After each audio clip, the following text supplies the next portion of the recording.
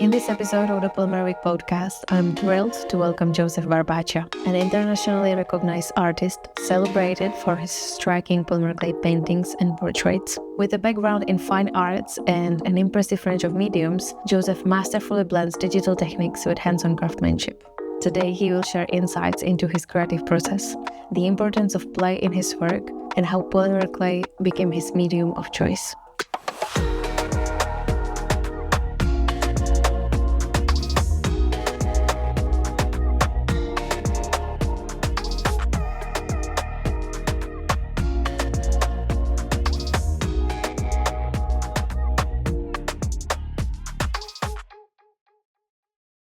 Hello, Joseph.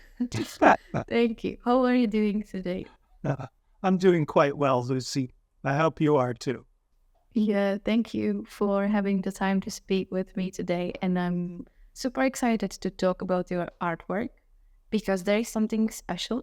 And I'm very curious, when did you start even thinking about creating with polymer clay? And when did the idea to work on two-dimensional, let's say, wall art from polymer clay came to your mind? Okay. It was about 9 years ago that polymer clay came into my life. And it came into my life through my wife, Candace, who always created jewelry, had discovered polymer clay, and then started making jewelry with it. And she did that for about 3 or 4 years. And when I had decided to retire from my job and to move to a smaller place, what I needed was a material that would be something I could use in a lot of different ways in a small studio. So my wife suggested, well, why don't you try out the polymer clay? And I thought about it, and I had been creating sculptures previously, but larger sculptures. So I thought, well, maybe I could do this. But then I was always interested in illustration. And I thought, well, I could do illustration with polymer clay. I just have to, develop my understanding of the materials. So that's how I started with polymer clay, in learning the material as well as moving towards illustration. The illustration didn't pan out. Illustration itself is an art form that is declining. A lot more photographs are being used in magazines and wherever drawings or paintings were normally used. That, and there's a lot of marketing to be done to create illustration. And illustration is also a form, an art form that requires often cooperation with other people. You have art directors, you have design directors, and because I wasn't in that and hadn't developed any networking with the illustration, with people who were in the illustration, it was difficult. And I decided to stop and go back to creating things that I wanted to create visually. And I continued with polymer clay because I thought it had a lot of options that I could use, both three-dimensional and more two-dimensional. But am I understand correctly that illustration was firstly like your passion, or did it become your full-time work that suddenly was something that you did on a daily basis? Well, originally I did design and technical illustration work. That was my living. And I did that for 20 odd years. But I also had, before I did that type of work, I also went to college, Titus School of Fine Art in Philadelphia, to study art. So I had that background, I had that core say, we'll call it the fine arts in me. But instead of staying put and developing that core and, networking art to be shown in galleries, etc., I decided I wanted to travel. And when you do that on a shoestring budget, and I never had any money, you can't bring a whole lot of equipment with you where you don't have a steady studio to do your artwork. And I always did draw and maybe some watercolor during my travels, but it wasn't like, this is my studio, I'm going to go out to this gallery or this gallery, that gallery. So the illustration work I did to help pay the bills, raise a family, and then but I always in the background and at nights and on weekends did my fine artwork. And even during the time I had a full-time job, I was showing at museums in Washington, D.C. I was showing at galleries in D.C., had maybe 4 or 5 solo shows there. But it wasn't something that I could devote all my energy to. Now that I've retired, I devote all my energy to it. But being 71 years old, there's not as much energy that there was when I was 35, but it's still a focus for me. And what has changed for you when you first started working with polymer clay? Was it a different mindset suddenly than working in illustration? Oh, yeah. The first thing when I tried to be an illustrator was to develop a style. Because when you develop the style, that's your brand, so to speak. And other agents will look for that brand. So at the time, I was developing style, and I had some local illustration jobs in the D.C. area in Washington. And when I started transitioning from the illustration over to the more expressive work, then I could even more so experiment with the other capabilities of polymer clay. Well, somehow it's very interesting to me because you work in 2D somehow, but it's also 3-dimensional because you use extruder and all those tiny little string to express some sort of picture or image in polymer clay. So we can say that you paint with polymer clay material. Am I correct? People have said that. People have often called it like a mosaic. And quite frankly, I've struggled with, of course, words aren't my forte, but I've struggled with the fact of trying to find a word that describes the type of work that I do. Because it's not quite mosaic because it doesn't have the joints in between. And it's not quite painting because it isn't as fluid a feel as even a thick impasto paint might be. So I don't know what it is. I'm looking at another form of it. And if I can show you something, I'm looking at another form. Instead of laying down the, the pieces of extruded clay, I was thinking of, you'll see that here, of putting them up. So almost making a rug, a carpet-like feel to it. I don't know if we could see this on the other one. There we go. Thank you. So that's kind of what I do in between commissions and solo shows, is experiment some more with the clay and see what else I can pull out of this really versatile material. But your whole process starts on computer because you somehow put together the base of your future polymer clay painting. So, am I correct? Am I correct, right? You are absolutely correct. Yeah. Yes. Yeah. So you do a lot of work and preparation in advance on computer online. So how does it work after that? Like, do you have some sort of image or sketch then you further developed when working with clay? Well, I'll show you something that I'm working on right now that'll help explain it. I'm working for a client who's going to take this piece and present his wife with it on their 10th wedding anniversary. And they also have a 3-year-old daughter. And they're all really fine people. So what he did was he sent me, he's located maybe about 3 hours away. So he and his family.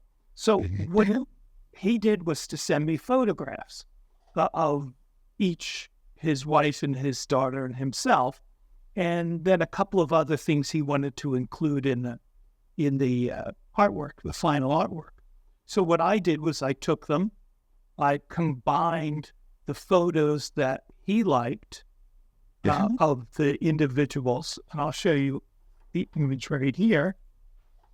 Is that okay? So I combined this, and it's a regular photo. It's a print of the photos that he had sent me, the amalgamations. And I did some Photoshop work on that. But then what I do is, because I'm going to be using clay, I simplified the image in Photoshop. And here's a simplified version of it. So I also changed colors. I added texture where I thought it would be good.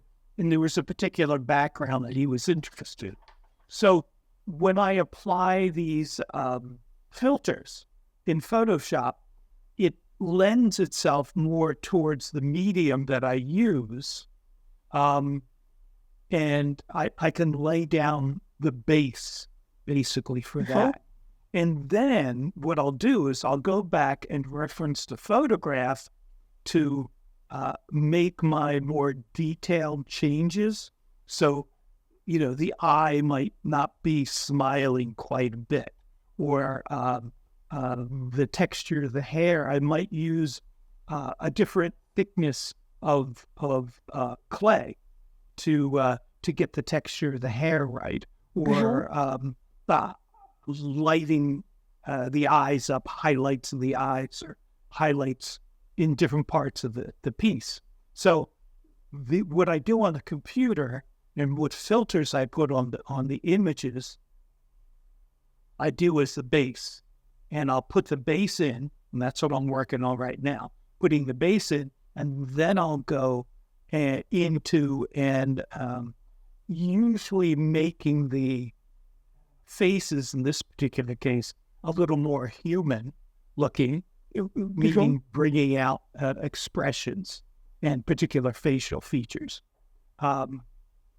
Just like I think any artist with almost any material in a traditional representational way would do. Was there, or is there a particular artwork when you kind of skipped all of that computer process and went straight to working with polymer clay, maybe more intuitionally? Is there another artwork that I think about, or another style? Oh.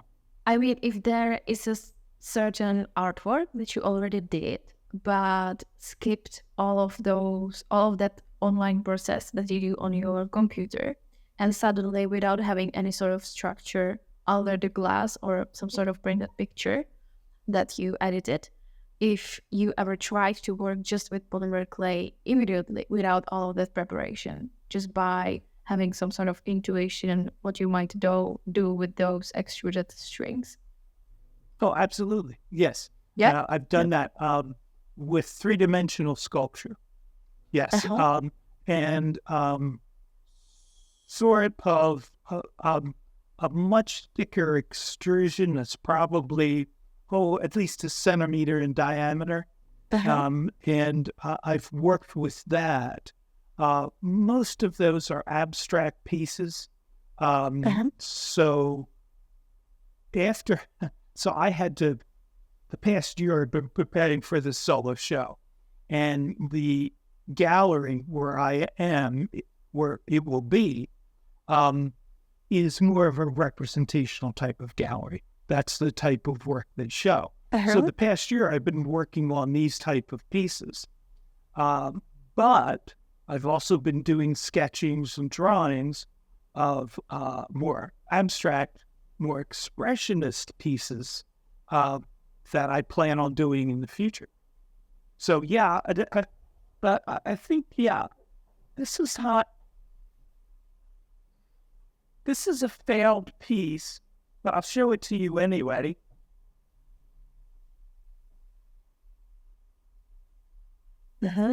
And you can see that, and it's failed because of burnt.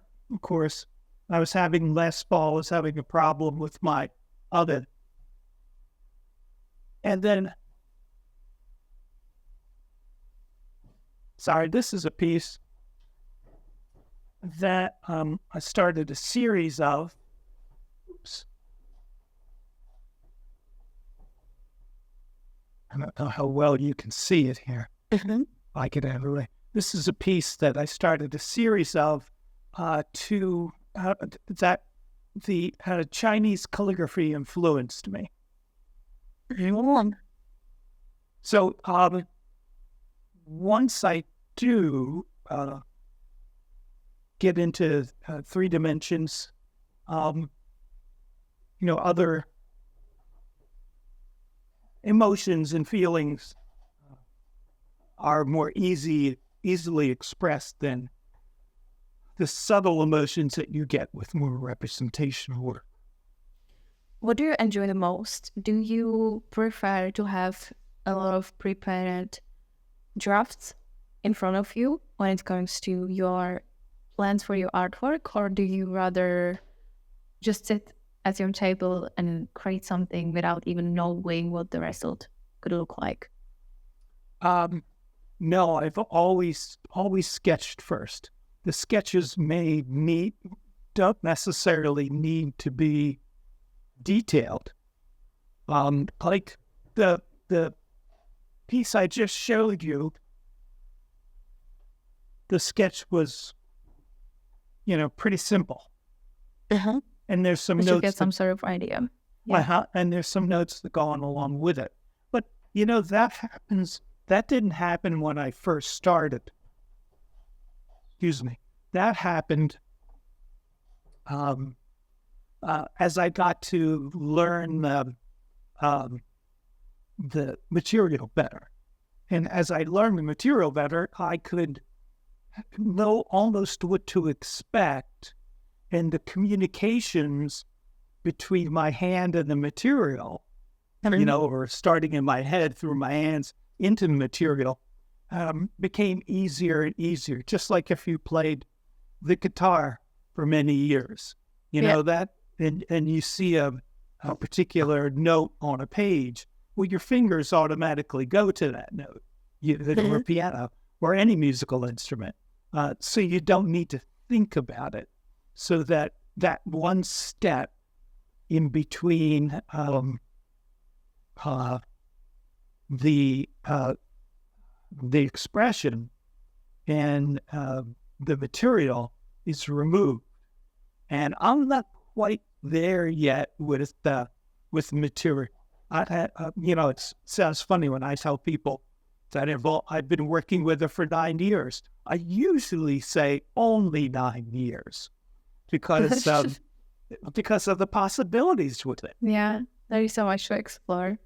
And it feels like never ending. Yeah. Definitely. And if you have a lot of your own ideas about what you want to show, well, I don't know about you, but I have a backlog of those sketches.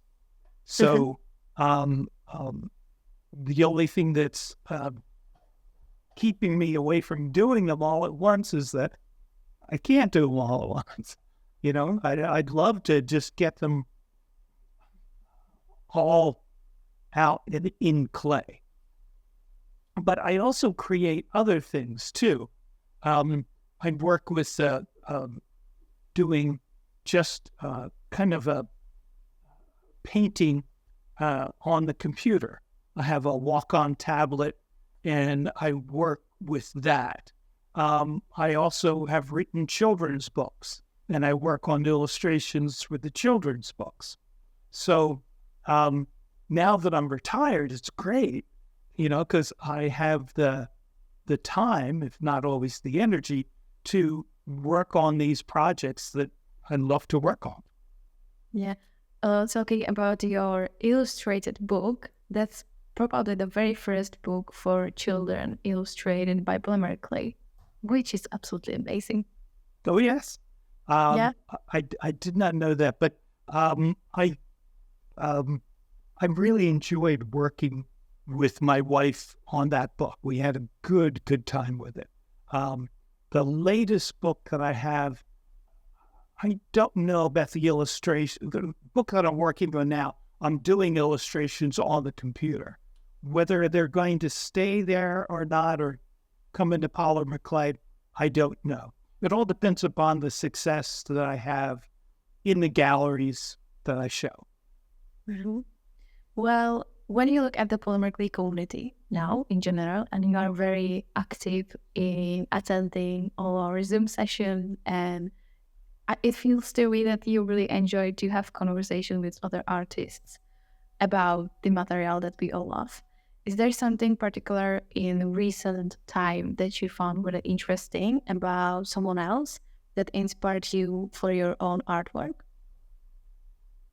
Well, just today's Zoom with Lucy inspired me. I mean, I look at her work and the similarities between taking the time to put small pieces down resonated with me.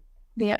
And to know also that other people are taking polymer clay and exploring different forms of utilizing the clay makes me feel good that I've spent 9 years with this material. It reminds me that there's room to innovate with polymer clay, and it also tells me that the more artists like Lucy that we have working in polymer clay, the more open I think other venues will be to have just a show with polymer clay, or to, I always have this problem when I apply for shows. They usually have a checklist of, what are you working in, oils or, ceramics or watercolor or whatever, but they never include polymer clay. They never include that material. So I don't, or if it's a different type of show and they have you working with crafts or fine arts or that type of terminology, again, am I working, if I'm working with polymer clay, is it a craft that I'm doing or is it a piece of fine art that I'm doing? So I think the more people and the more good artists like Lucy and others, of course, even the people who are still working traditionally in jewelry, but expanding the idea of jewelry even more, and also investigating the qualities and expression that you can have with polymer clay. The more people that do that, the better for myself and the better for the polymer, and it's also better for the polymer community. Mm-hmm. We shall say that we are talking about Lucy Valente Pereira from Venezuela, who lives currently in Portugal. And she is exploring the anatomical aspect in art, and it was very inspiring to me as well.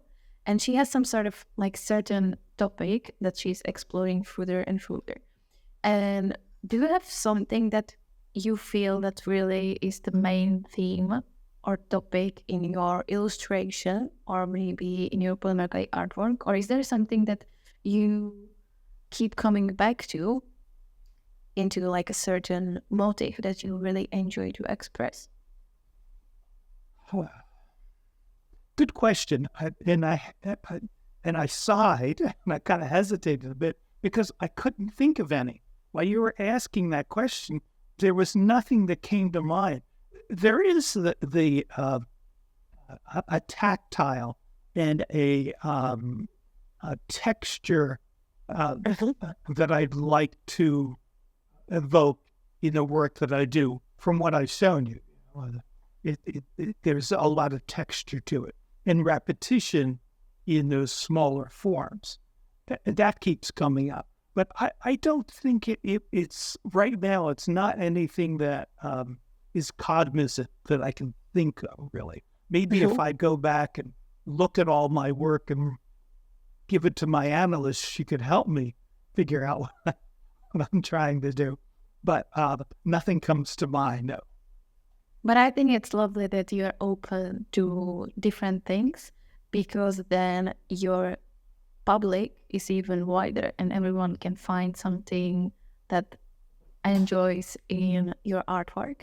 And I remember very well your piece that was like an illustration of Kamala Harris when she won the election or was chosen to be vice president. And there is like an aspect about involving politics in art. So what is your thought on that? Because it's like a very thin line, and it's absolutely okay. I feel like it's a very necessary thing that we express ourselves and that we say some sort of opinion through art when it comes to politics. But how do you think about that? And maybe did you have any sort of bad reaction or opposite reaction that someone was kind of unhappy to see something like that in your artwork? Oh yeah, I had comments about, why did you do a portrait of Biden? Or, gee, that image of Trump that you did wasn't very complimentary. And then I do most of the portraits that I do that have a political or social aspect to them. Have more to do with the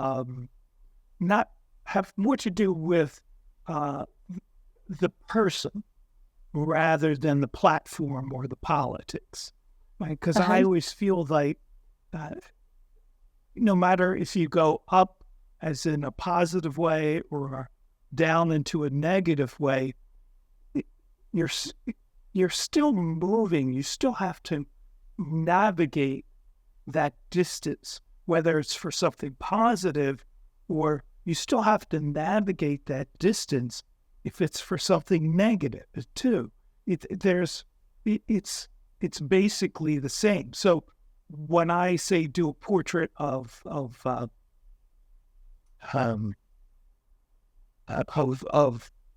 Donald Trump, even though I don't particularly agree with his politics, I also see a person that has strived to be the person that he wants to be, or to get what he wants to get. Again, I may not agree with that, but there's a lot of striving there. Okay, I'd like to even get off of particular personalities, but if you understand what I'm trying to say, no matter what direction you want to take your life, whether it's in a positive direction or a negative direction, you're expending energy to do that. And especially if you have a particular goal in mind, and that goal, that expending energy to the goal, to get to your goal, is always if you're successful, I should say, in reaching that goal or getting to a certain point, I think that's something that can be celebrated in some way. It doesn't necessarily have to be celebrated in a positive way either, so that you could have a portrait of a person that you don't like what they've done and form it into an image which expresses your discontent or dislike of that person. I'm talking personalities. But still, that person has positioned herself in a way that she has affected you enough to express yourself about that person. Yeah, like, do you have, like, let me put it a question. Because to me, the good artwork is that one that does something to me, that brings some sort of feelings, and it doesn't really matter if they are positive or negative. And when the artwork itself do something like that, it brings some sort of emotions. So for me, it's like a sign that this is well done, because it does something and it doesn't have to be pleasant experience for me. So do you have a particular, I don't want to say rule, but how do you think about what is good art and what is not? Or can we even divide that thing into some sort of groups? Because as you said before, when applying to art shows, it's pretty difficult to say what is craft, what is art. So how should we deal with that? What is good and what is not? Well, do you have about 3 hours? We can. We can. What is good art and what is bad art? Well, you can take it on so many different levels, and also it has a lot to do with the person and their own personality who's looking at the art. If someone is very much interested, I should also add that even the person looking at the art could have different aspects that they're looking for in, say, determining whether a piece was good or not, right? Or whether they liked it, which is a different way of saying it. So a person can know about polymer clay and say, look at a piece and say, gee, they really handled that polymer clay well. I can't see the fingerprints or tool marks in it, or look what they did to that surface and things like that. They could look at it that way, and that's it. But then they could also look at what the content of the image is. What is this, in saying a representational piece? What is this telling me? What is this telling me about the artist? How do I feel about, I don't know, a fire hydrant? How do I feel about that? Why is the artist doing that? What in my life has the visual meaning of a fire hydrant? What do I associate with that? So that's two different ways that you could take a look at it. Another way that a lot of people looking at it is, wow, that Warhol was worth $170 million? That must be a pretty good piece of art. So it's also the value, whether something is good or bad, is also the marketplace has an effect on that as well. There's another aspect of the marketplace that kind of interests me at the moment because of some of the reading that I'm doing. And that is how other people's criticism or their outlook of art, say with art critics or somebody's resume, how many shows they've done, etc., how that can make a viewer or lend a viewer a different view of that piece of art. because I read, I don't know about you, but I read art critics daily. What's happening, what about the Vermeer? Here's why I'm jealous, why I don't live in Europe right now. That Vermeer exhibition, if I could, I would. Well, anyway, I read about the Vermeer exhibition in the Netherlands, and I think that all the positive reactions to that show help to lend power and value to the pieces in the show. So you have all these different highways, different roads of energy, different paths of energy going to this one piece, maybe, to lend it value. And that's something else that a viewer could help themselves with. And that is, the more you know about something, in this particular instance, polymer clay or art in general, the more you know about all the little details, the more you can learn to appreciate it or to set it in a position in your life where the value can be determined in your life. And that could be done with anything. I don't know if you're interested in sports or following sports, but... Sometimes. I'm sorry? Sometimes. Sometimes? Well, we could talk about, say, a worldwide sport, soccer, football.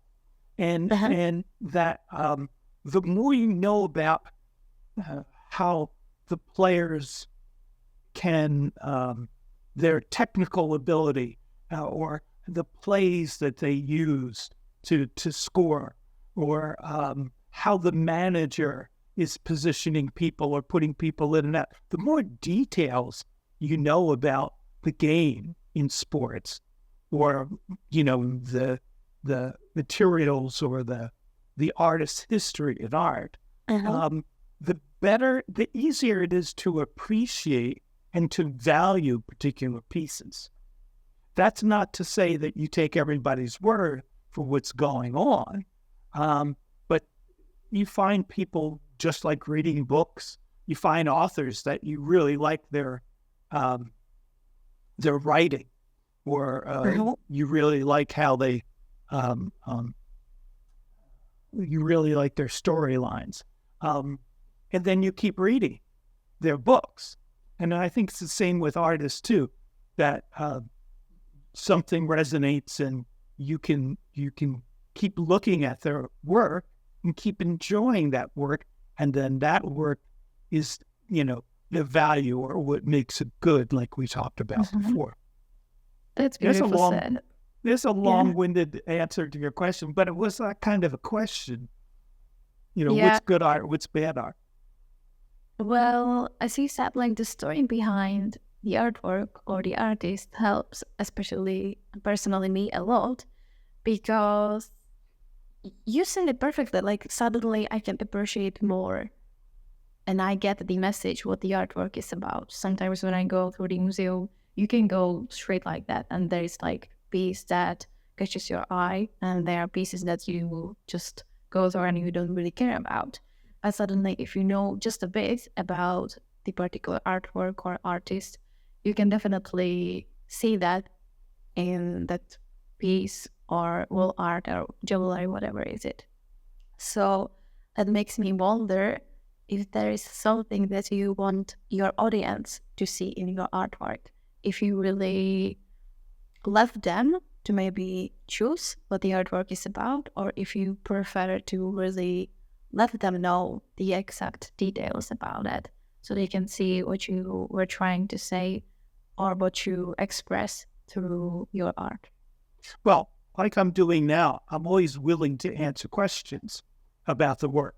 So yeah, I'm always willing to share what I was thinking or what I was doing when I created the piece. And because I like the communications aspect of creating art, I enjoy the feedback that I get as well. In fact, it's the feedback that first got me started doing art as a child in the first place.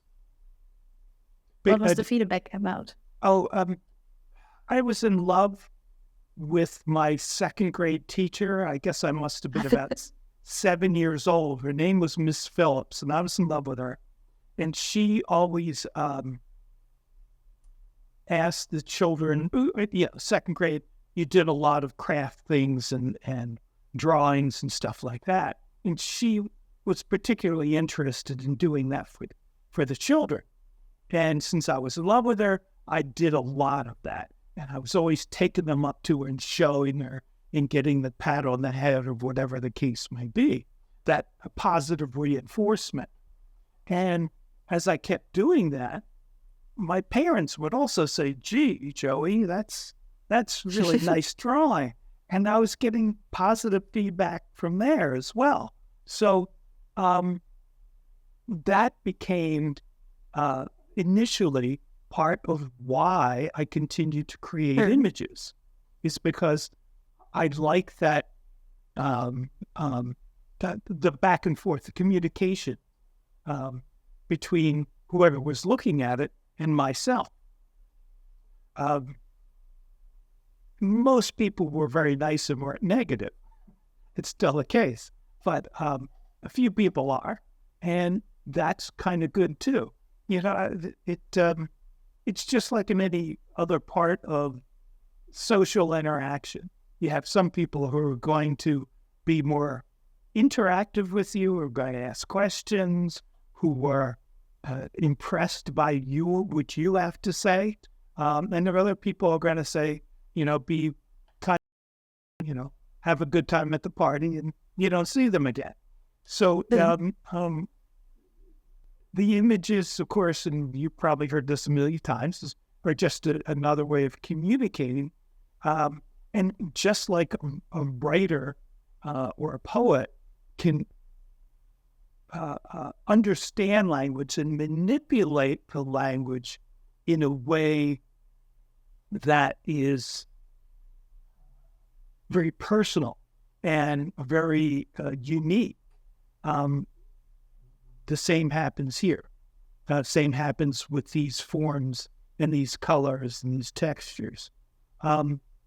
What I do like about music and visual arts, well, dance as well, which is kind of visual art, is that no translations are needed. And my work could be shown in China or in Prague or in, any place in Argentina, and it can be enjoyed. When you get into when we get into the political nature, or putting politics into forming images, then it's not so easily translatable. Yeah. Unless you know something of the history. Yeah, it will resonate differently. Right. And that goes back to what you were talking about, that you mentioned about walking through a museum and walking past some pieces until maybe, you read something other than about that particular artist or about that particular time period in time in France or wherever. And then you say, oh, wait, let me take a look at this. Now I know something there. The really neat trick, and I used to do this when I was a kid at the Philadelphia Museum of Art, because I lived close by Philadelphia as a child growing up. And what I would do to help me learn is I would go to a piece that I didn't like, that I would say, gee, how could they use oil paint like that? That's horrible. And in particular, because, I got my art chops really in the 70s,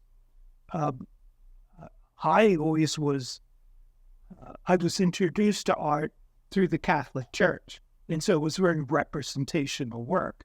That had a theme too, of course, but it was very representational work. So then the people from the Renaissance and before, the artists from the Renaissance and before, were particularly attracted to me because that's their main, the main meanings of their work was to help promote the Catholic Church, or to have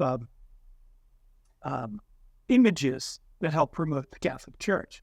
Now, once you get to the Renaissance, a little after the Renaissance, then artists weren't creating necessarily strictly for the Catholic Church. There were the pre-Raphaelites, and I won't go that far, but so, and then of course that led us to Impressionism, Post-Impressionism, Surrealism, blah, blah, blah, until you get into more abstract work. And that turned me off when I was a kid. I couldn't understand how someone could like this work. So what I would do in Philadelphia Museum, which is kind of a conservative museum anyway, but they did have abstract work. I would purposely go there, and then I'd come back and I'd ask my art teacher about, why this, why that.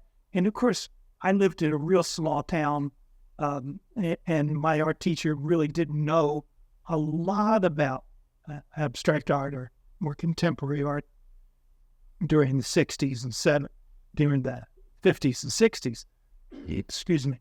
So go to the library, do that. And that helped me understand. But the point I wanted to make was, if you don't like something, look at it, and you may find that, there's something there that you can appreciate, and then you could add that value to the piece. That's a good challenge, actually, and very good advice to a lot of people who kind of struggle with some sort of art.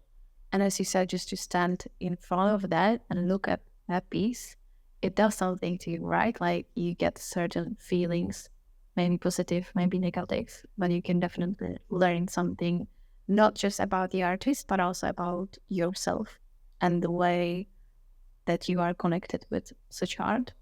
So do you ever felt like that you stood in front of something and suddenly you realize that there is something in yourself that maybe still needs to be, let's say, healed or figured out? Was there something maybe more personal that the artwork itself shown you? Daily. Yeah, daily. Every day. Yeah. Every day. Because part of my routine is to take a look at my email in the morning. And I subscribe to a lot of newsletters from galleries and museums all across the world. Okay. And what I'll do is look at those pieces. And not always. Sometimes I'll just go, I don't have time, can't do this. But other pieces, something in it might intrigue me. Maybe it's color balance. Maybe it's as much texture I could see, whatever the case may be. Something might intrigue me. Okay, let's look up that artist's name, So yes, there are some things, I guess, to get more personal about it, there are some particular things that that make me think about myself. I could say, generally speaking, the fact that I create images is something that I have to sit back and think about, because most of my friends, some that I still have from high school, that I've met along the way in my travels, most of them aren't artists. Most of them don't even, I should say most, but maybe half of them wouldn't go to a museum or to a gallery unless I grabbed them by the shoulders and said, let's go. So just the fact that I do that, that I create images, that I'll spend hours and hours, or an hour, like Judy again was, Lucy again today was saying, an hour trying to get the right color mix, some of my friends just don't and will never understand why I do that. And quite frankly, personally, I don't quite understand why I do that, I've gone to analysis. It's been 3 years with a really fine analyst, and she helped me understand some of the things about it. What I told you about getting the positive feedback is a part of why I create art, getting that positive feedback. Another reason on a personal level is when I was a kid in my neighborhood, I was bullied. I was a real small kid, skinny, and I was bullied. And so I didn't always want to go outside to play because the bullies were on my street. So I was taking a chance of getting beat up. So I'd stay in a little bit more. And what did I do? I read and drew pictures. So that's another reason why, on a personal level, I create art. And it's another reason why I can identify with other artists, not because necessarily something was lacking in them, but because I think you kind of seek balance with whatever you personally have difficulties with. You kind of seek a balance with those arguments that you have inside yourself in creating something that you like and other people like. So that gives you that affirmation. That gives you that, I am an okay guy. Well, first of all, I'm very sorry about your childhood, but also it keeps me thinking how, for most of us, the early childhood shapes us in a way and somehow sets the following years that we have in future. Because when I look at me and a lot of people around, it feels like that those traumatic things that happened in our childhood, suddenly when we get older, we start to explore what had happened there. Like, what was that made me to do things that I'm doing right now? Or why am I doing this? And suddenly when you kind of open that closed book deep in your heart or in your mind, it starts to make sense that there is something that's something traumatic that we are trying to heal or something, or trying to figure out in those future years of ours. So as you said that you create art, maybe also for the reason that you enjoy getting that positive feedback. Do you remember the very first moment when you get a negative feedback, and what was your reaction to that? Oh, goodness. I've had plenty of it. I always felt, what are the reasons why I worked with representational art when I was younger, and still do to some extent, is that it's easily understood. It's easily picked up by other people. And because of that, it's a little more easy to appreciate. But in touching on again, something that, because it's fresh in my mind, something that Lucy said today was that some people had gotten initially repulsed by some of her earlier work. Now, I can remember working on a series of drawings of insects, because I really like, again, the textures, colors. Insects could be quite beautiful. It's my favorite topic. Yeah. And it's beautiful. And I remember showing them, it was in an outside show, and people coming by and saying, insects, ooh, like that. They had a negative reaction to it. And to the drawings, to the subject matter, which of course I chose as well. So that stands in my mind. I must have been in my mid-20s. That stands in my mind as the first time I was surprised that somebody didn't like what I did. And I imagine I want to use the word ignorant, but I'm not going to use it. It wasn't ignorance. It was a lack of wanting to put the energy into looking at something that perhaps they could have appreciated if they spent time with it. Now, and I don't want to cast blame either, because sometimes I do that. I just don't put the time into looking at something. And although I took it personally initially, I think experiencing the not negativity necessarily, but experiencing people saying no thank you enough times. It's like when I published a book, or when I sent books to publishers or whatever, you get turned down 90%, 99% of the time. And it's the same with sending your work to art shows. You get turned down and you can't internalize it. Can't internalize it. Yeah. Or if you do, you better find some way to express that out.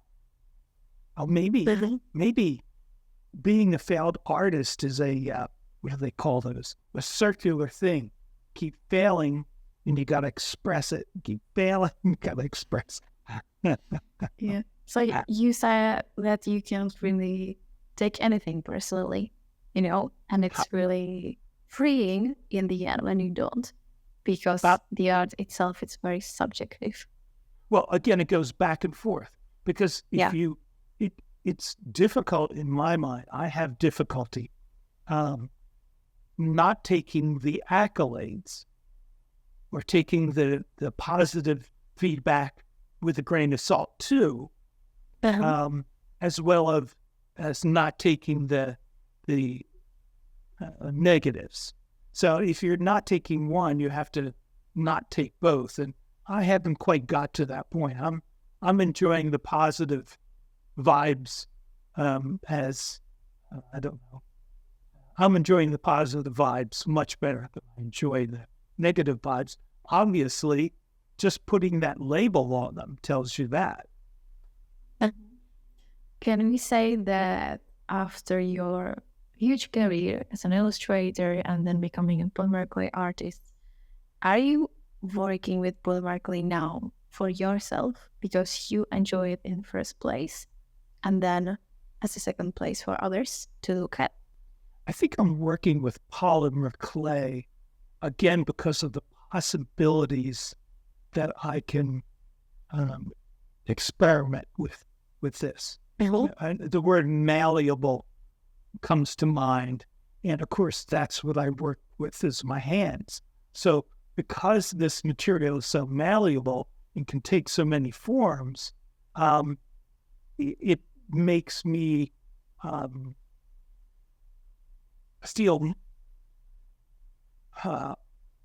more open about the possibilities than, say, oil paints could do for watercolors.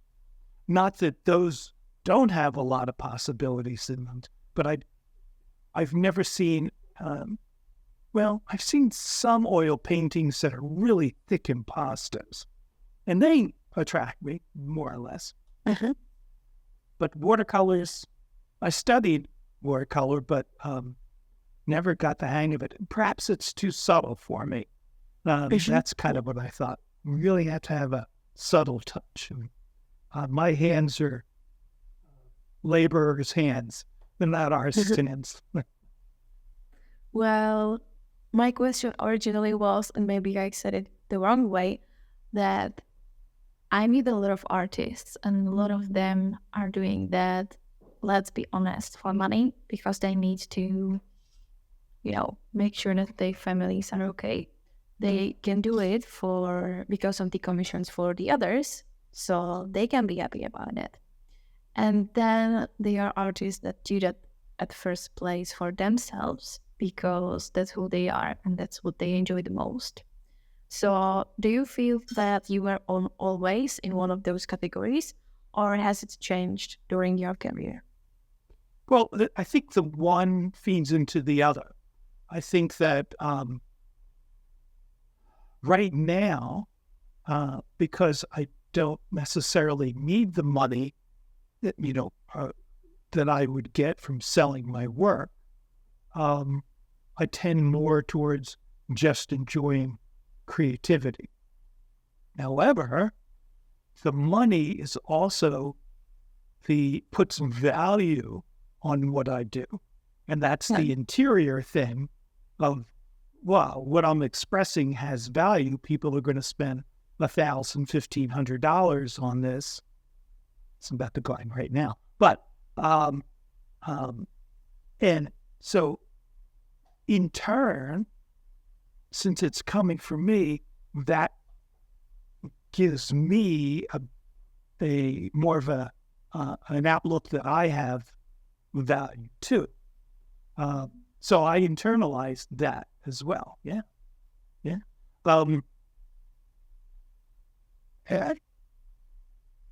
I don't do it for the money. No, not specifically. I like it. I could buy more clay. Yeah. To go back to that circle again, buy more clay. Or frame the pieces nicely. So I do like that. And that's a concern because I want to buy more clay and I want to frame them nicely. So when something sells, when somebody commissions something, it is a positive thing for me. That's part of the world telling you, oh, you're headed down the right track. You're getting positive feedback that way too. Yes. Now, I do have my internal struggles on, I'd really like to work on that piece that is an abstract piece that or fewer people are interested in. Like right now, I could tell you that I'd like to, because I'm not involved in it. Once I get involved in it, then concentrating. But I'd like to stop working on this piece, this commission piece, and work on some more expressive pieces. But I think I could wait a little while for this and concentrate on what I'm doing. Well, as you were speaking, something came to my mind. And I was thinking, who am I to judge in which category the artist is? Because it's the same with art. I don't really know the artist's story. And most of the time, it's really personal. So even though somebody would work and do art just for the money, it's completely fine because he or she found a way how to make money, which is a very important thing in today's world, and we cannot really do that without. So, and maybe even if the motivation would be just for the money to have more and more and more, I believe that it would be visible in someone's artwork. But the point is that I don't think so that I can really, or we can really judge which way the artist itself chose to go, if I'm explaining that easily. Do you know what I mean? Yeah, I think I do. I think we can judge. Yeah, I don't. I don't mind judging. It's just that most of the judgments that I have, particularly if they're negative, I don't necessarily express. But for my own satisfaction or my own feedback loop in my head, sure, I'll say I don't like this, I don't like that. We could take it with something simple. I don't like sauerkraut. And I'll tell people I don't like sauerkraut. But that doesn't mean that sauerkraut is a bad food or a good food. Yeah. My wife loves sauerkraut. So I think it's the same with anything that anybody produces. You could, it could be positive to you or negative to you. If you have a piece of art that most people are going to admire, most people are going to want to see, for whatever their particular reason is. Gee, that's worth a lot of money. Gee, that's a beautiful color, or, that's a beautiful person in that picture. If you have enough people, then you have a generally recognized piece of art that is classic, I guess you could say, because you have enough people. And that goes again with almost anything. Who doesn't like a nice piece of chocolate? Yep. And people make chocolate for money. And so even if you make art for money, and pieces and commission pieces are partially for money. Now, of course, people learn from any work that they could learn from any work that they do. So oftentimes, I do learn work from commissioned pieces. But it's not an image that I would have picked out myself to do. There are aspects of it that I did that I make it partially mine. But where is I going with this about money? So if people are making art specifically for money, I don't think that's a bad thing. People have always made it for money. I mean, you go back. Right. I just saw a great movie about Caravaggio, and we're going back to the 1600s. But he was making art for money. You go back even further than that, and before art became art, when it was just working for the churches or working for the landowners, you had people creating images as a living, just like a carpenter would or a weaver would. You have people doing that just because. Also, again, that positive feedback. I don't know if there are very few artists that I know, not personally, but I know of, that I've read where they would just do their art, just create art, and perhaps nobody saw it. You know what I mean? And then I think you're getting closer to maybe that purity that you were hinting at. There's a man in the United States. His name was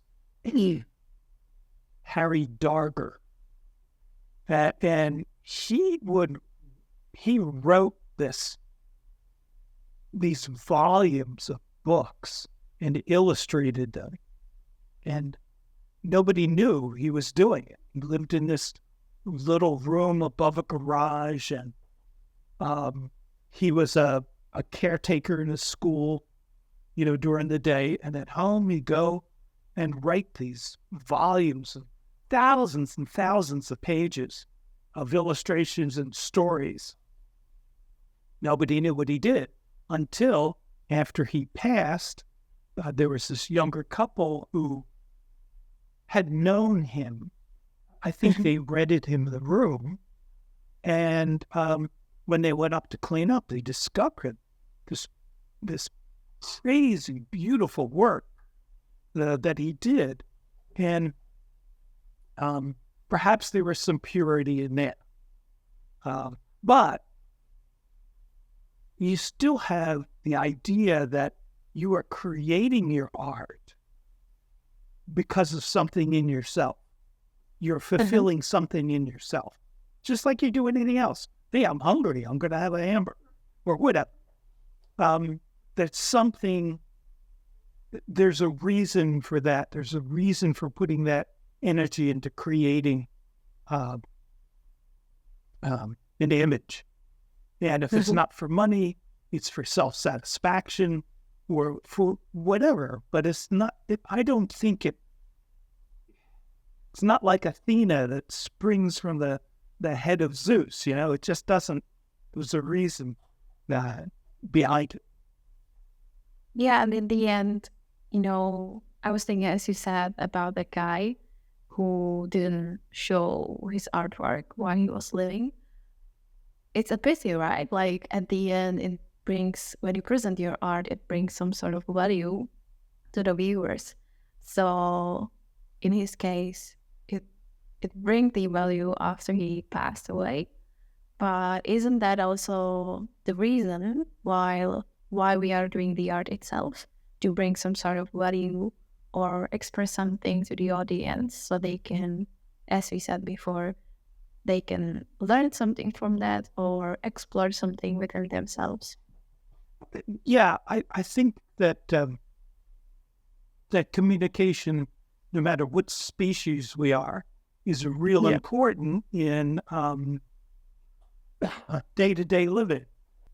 Yeah, you need the communications in day-to-day living. It is kind of sad in a way that there are people who will shut themselves in and not communicate, be very introverted. It can be very sad. But then I think, because there's always that balance in my head, I think of monks, no matter what monks, who do sometimes, who have in the past and probably still do to some extent, go off and be by themselves. And maybe their only connection is with someone who brings them supplies once a month, So there are people who choose that for spiritual reasons, I guess, but it's still a fulfillment to them that they do choose not to communicate, to take a vow of silence, or to hole up in a little cave someplace and not communicate. And I think that there are periods, where I've gone through that, not for long periods of time. There was one period of my life, I think it only lasted about 6 months, where I didn't do any art and I was not going to do art anymore.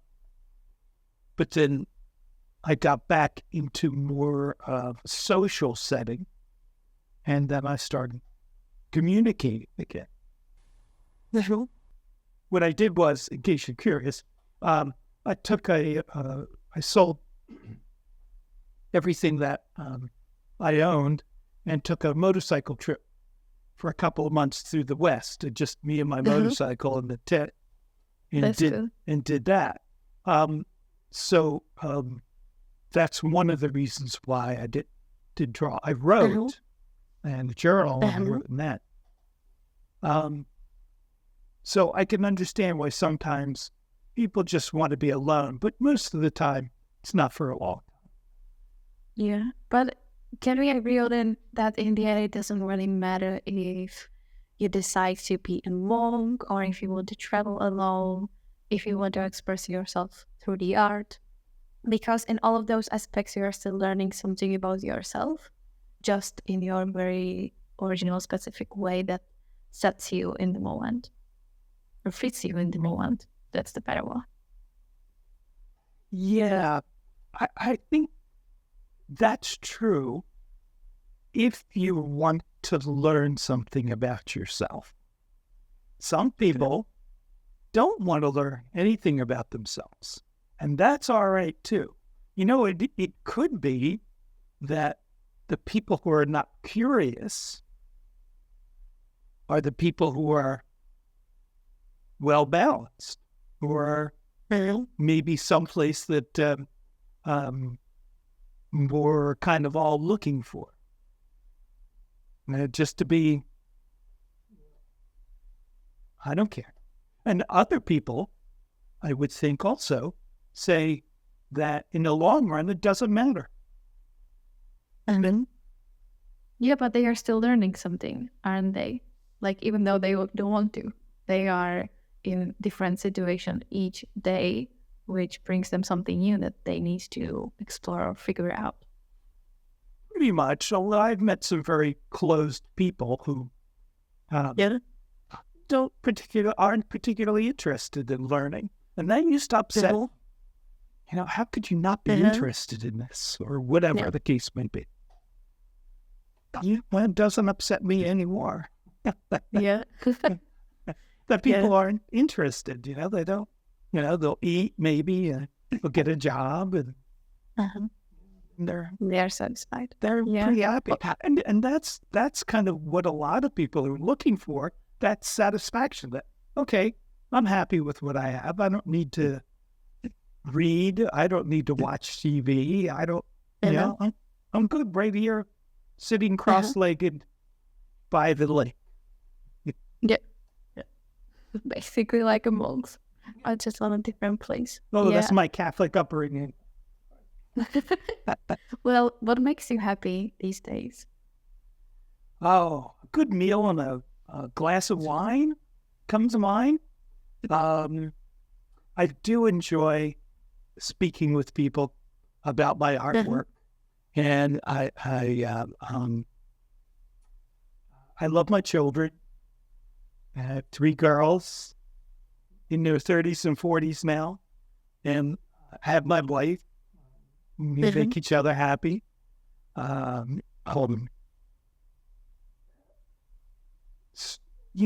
fact,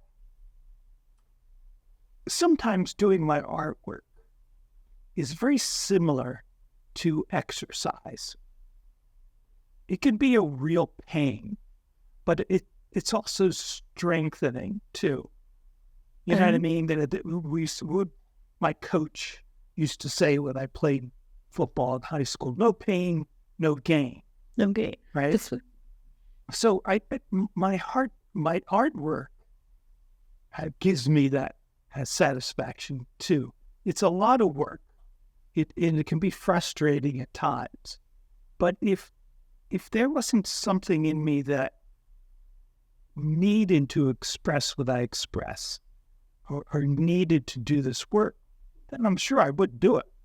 I have no reason to do it outside of the good feeling it gives me.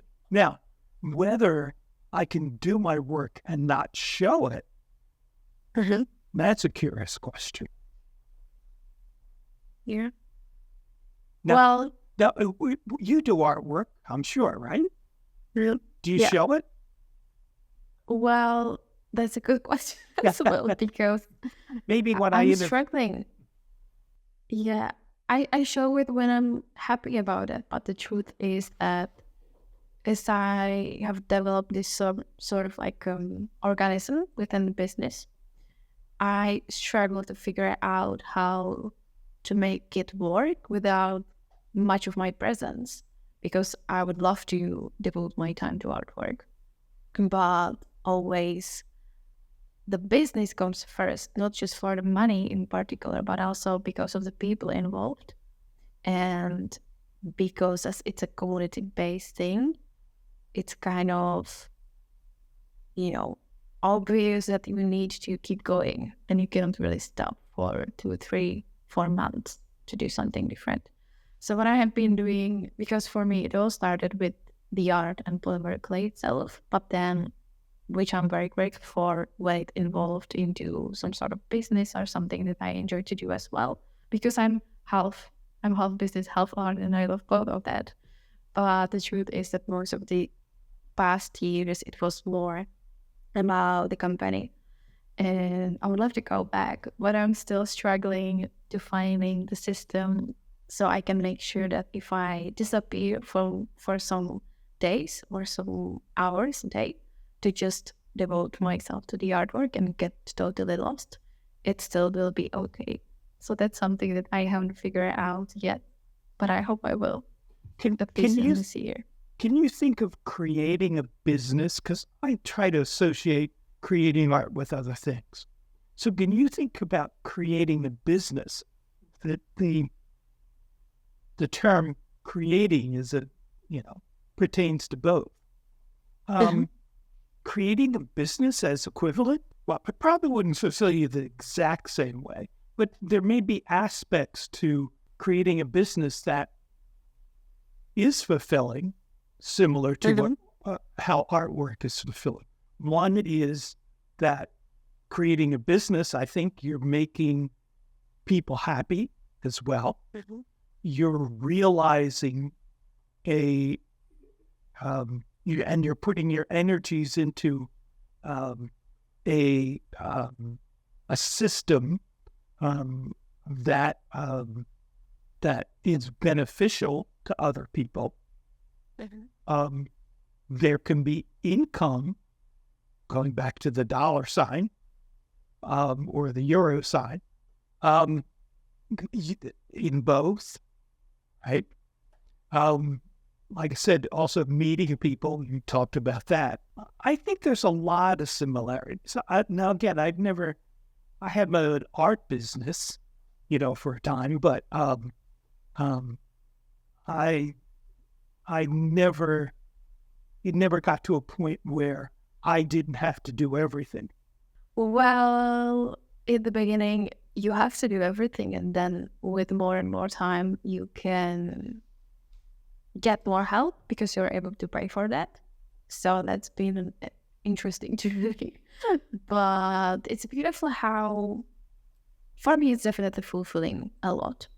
But let's be honest, there were a lot of months when I found myself just working and I didn't really get some sort of feedback. And by feedback, I mean to talk about it, as you said before. It's really cool when you can talk about something with people who can not just appreciate it, but who can understand what's going on. Because it's very different when you talk about it with your family. For them, when they are not really deep into the topic, it's just some sort of project that you do and it works, so that's fine. But I think it's really podcast recording itself with different artists and those Zoom sessions and the society community platform that helped me a lot just to feel connected, because it's kind of paradox, right? Like I am kind of connecting the whole community together and I present a lot of artists in the magazine, but I myself felt really strange because I was the one who were putting everything together. But until those sessions and those communications, I really didn't feel like I got the same experience or fulfillment as others perhaps on the other side can get from reading magazine, from attending some session.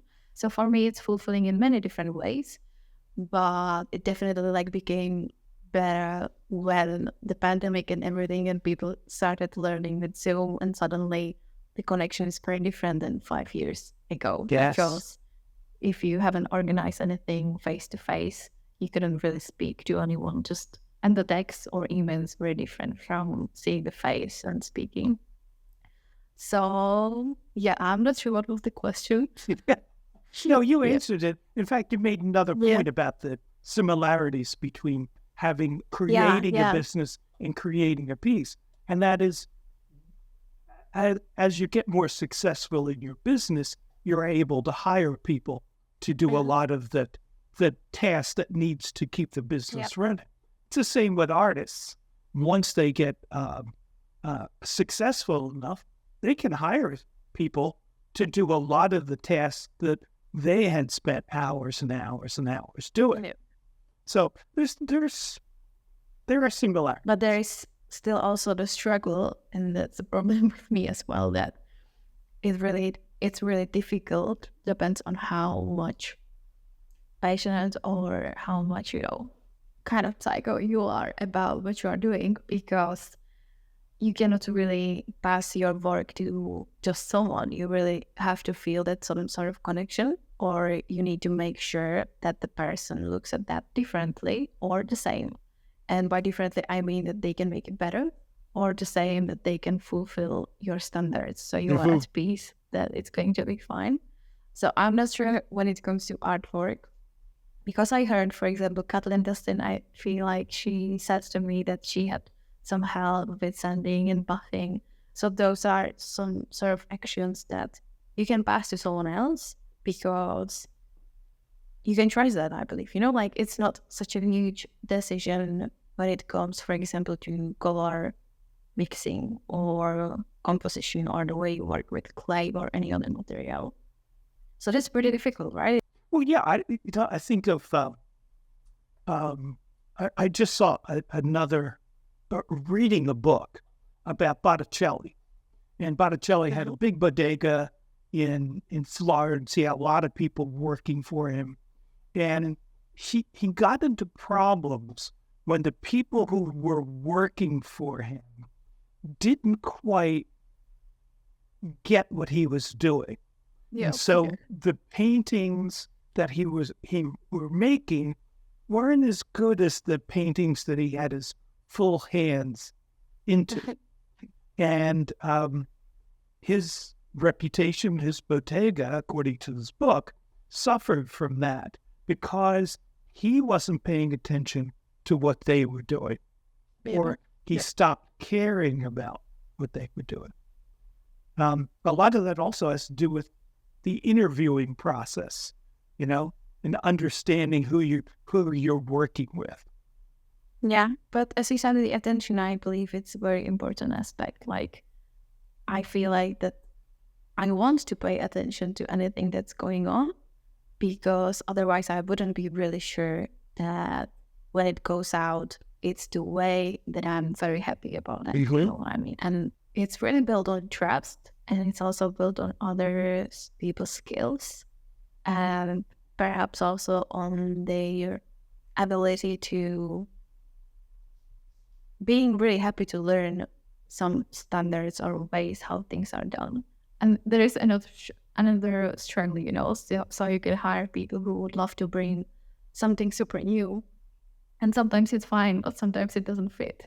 So then you have that conversation, okay, I appreciate that, but I need something different for you. And then your, busy times comes because you really need to figure out how to explain that in a way that for those people it's okay to talk about that thing. But somehow I had to learn a lot how to be assertive in a way that I'm still fine with the people, but I'll also am able to let them know what it's needed, but also to give them enough space if there is something what they want to be creative about. So I'm just not killing their, aspirations or motivation or creativity. Right? Yeah, that's a balancing act, isn't it? Yeah, a lot of things are happening like that. Yeah. You said that a lot of beautiful things about what makes you happy. Are there any plans, special plans that you would love to fulfill? Well, I think I said before, I'm going to be having a solo show locally here in Delaware in the United States, and that has to be completed. And that's about it as far as my artwork goes. Once I finish this commission, I will be going back to my more abstract works, and even in larger sizes that I have now. So we're talking, because one of the things I always, I needed to do to get into galleries, a lot of the galleries that I'm looking at have these really huge canvases, really big things. Now, I don't want to go that big. I don't think I can. But I want to go bigger than what I'm doing now, which is probably about 60 centimeters by 50 centimeters. It looks like something like that, the largest single piece without putting them together. So I want to go larger than that, and I have to figure out how to do that. Beautiful. Thank you so much for having the time to talk with me today. I appreciate your presence tonight. I'm really happy that you were okay with answering my personal questions. Oh, it's fine. It's fine, of course. Yeah. Thank you so much. Well, thank you. It's been a pleasure spending the day with you. Yeah. Thank you. Thank you so much.